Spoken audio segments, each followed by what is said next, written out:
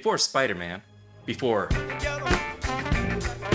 Director Sam Raimi was synonymous with horror. And this car. And Bruce Campbell. Since his humble beginnings with the Evil Dead movies, he occasionally branched out into non-horror on the big screen as well as the small. But his signature style is especially suited to horror, giving his work a fun, frenetic energy. His return to horror was welcome after... This is Drag Me to Hell.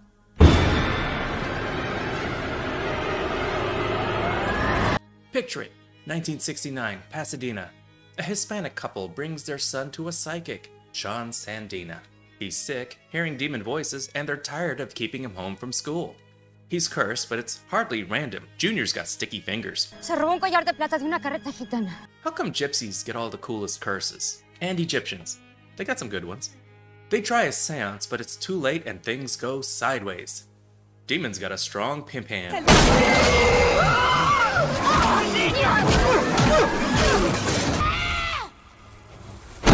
Like a streamer at TwitchCon, the carnage is devastating.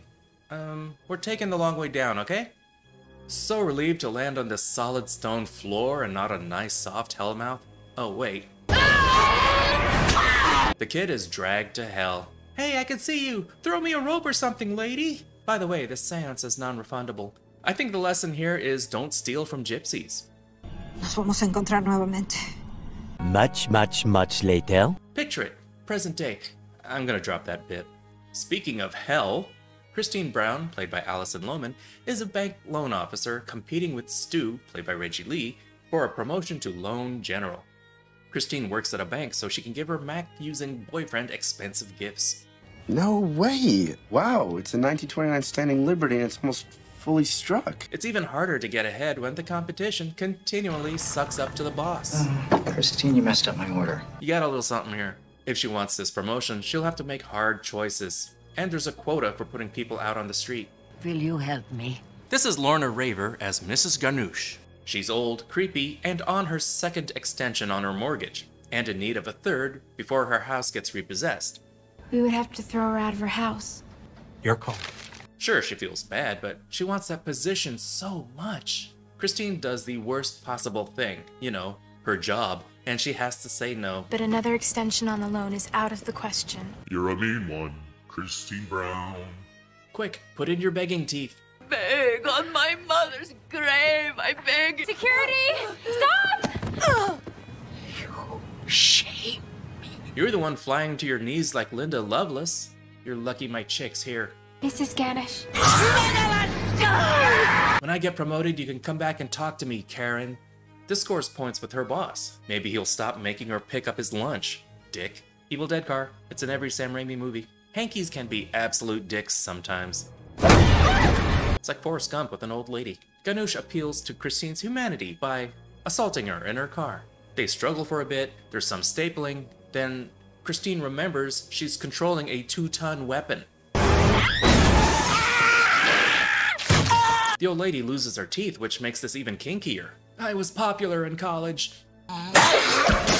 Yep, it's a Sam Raimi film, alright. All this to steal a button and lay a curse on it. Let's not forget that part. Just kidding, you can have it back. No hard feelings? Christine's experiencing more happenings than usual, so she consults a psychic, Ram Jas, played by Dilip Rao. Dilip Rao.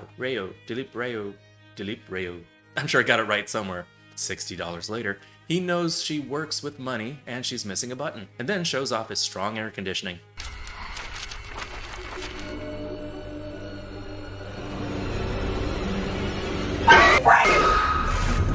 And the big finish? A dark spirit has come upon you. You in danger, girl. Perhaps someone has cursed you. That's from a psychic, so it must be true. But he didn't want the money. He tried to give it back, remember? Well, he sort of tried, but in the end he took it. Even the forces of evil have to cater to American Express. Things get spooky. And then, the ghost of Ike Turner! World Star. You may rethink leaving your windows open at night.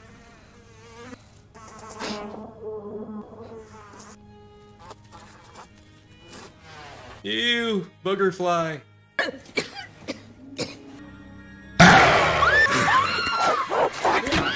You ever eat an entire box of rice-a-roni right before bed? Don't. I couldn't wake up. You're just hungry. Hey, you want some leftover rice-a-roni? Work is no better with vivid hallucinations and sudden nosebleeds. Safe for another month. All over the boss. Usually the blood is under his heels. Did I get any in my mouth? Oh my god! I feel like you'd know if you did. Christine tries begging Ganush for forgiveness, but she's a little too late. What's the worst thing you can do at a wake? She does it.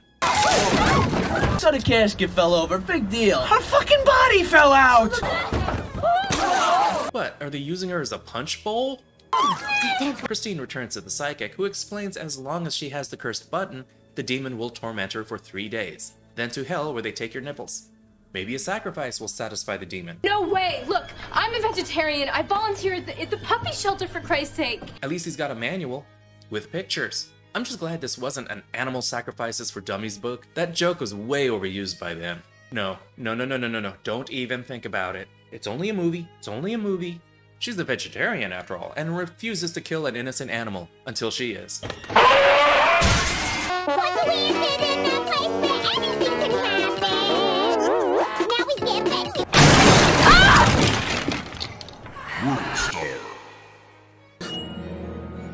Here, kitty.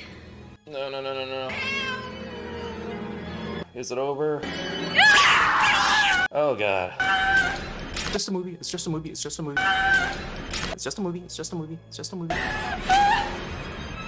Okay. Maybe it worked. Don't you believe it? Christine goes to meet Clay's parents, who don't fully approve of her. But soon they bond over alcoholism. Because my mother's an alcoholic. My father had a drinking problem, and I was always too ashamed to admit it. High five! The love fest is short-lived. Wes Craven's The Cakes Have Eyes. I've heard of watching what you eat, but not that it watches back. Ooh, lava cake. All she had to do was keep quiet, but she's pushed too far and ruins the evening for everyone. What's up? What's up, man? Who's your daddy? You know who your daddy is? She goes back to the psychic. He knows someone who can help. John Sandina, you know, that medium from the beginning of the movie. She's looking for some payback and a paycheck of 10 grand. What do you need from me? $10,000. Christine's promotion is in jeopardy, and Christine gets her gag reflex tested. Anyone else impressed? Is she a cartoon character? Who stores anvils like that? Take it in the face! She pawns everything she owns, and of course Rick is cheap about it. But Clay comes through and gives her the money needed for the psychic. Even though he doesn't necessarily believe her, he does love her and wants to help. Because that's what heroes do. Guys, take notes. He's gonna die, isn't he? So she meets with Sean Sandina by the seashore, and she tells Christine about her previous battle with this demon. You know, the battle she lost. I lost a young boy's soul. You better start knocking numbers off that 10 grand. I have waited these long years at redeeming myself, a chance to destroy the foul thing. So you're saying this is about you? I didn't know she lives in Casa Bonita. I'll have a chimichanga. The plan? We're gonna have a seance to trap the demon in a goat so we can kill it. The goat is covered in the price. She's got a rack of goats in the back of the house. Let's have some atmosphere. I love you, Machete. I welcome the dead into my soul. Freeze! The dead speak, and something is hilarious.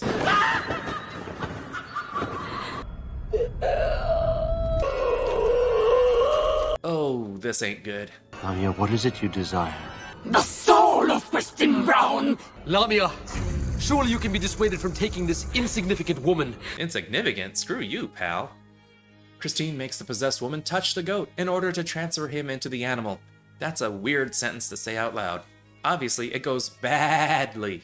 You black-hearted whore! Again, tell me this is a Sam Raimi film without telling me this is a Sam Raimi film. He vomits up Christine's dead kitty. There's a dirty joke in there somewhere. Come on, lady, earn your 10 grand.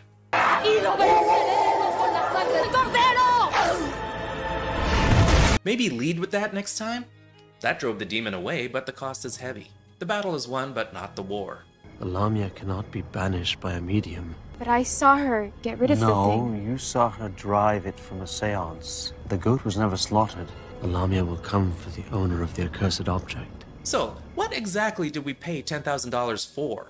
The only way Christine can stop the curse is by giving the button to someone else. Hey, want a free button? Keep looking, woman. Because the Lamia will tear the soul out of whoever you give that to. Can I have a few of those? I have a list. Pass it to some rando? The couple? The bitchy waitress? The sick and dying old man? Or the asswipe co-worker who screwed her over? So close, but she reconsiders. Who says the recipient needs to be alive? After getting into a fight with a possessed handkerchief, don't ask, Christine digs up the old lady to make a formal gift. Movies always like to make grave digging look so easy by a single lady at night in the rain in a short amount of time. Not that I would know how much actual effort goes into digging a grave, I've said too much. But giving it away isn't easy. But Christine succeeds. Choke on it, bitch! You know, I should have just extended that loan. Yay, shower. She gets the promotion. Yay, money. And she's going on vacation with Clay. Yay, rail travel. She threw away her old coat. Too bad, because Clay was hanging onto her button for nothing. Say what? His fancy quarter is in the old lady's mouth. You know what that means. The curse is still on, baby. She falls into the train tracks. The good news, demons come to her rescue. You can imagine the bad news.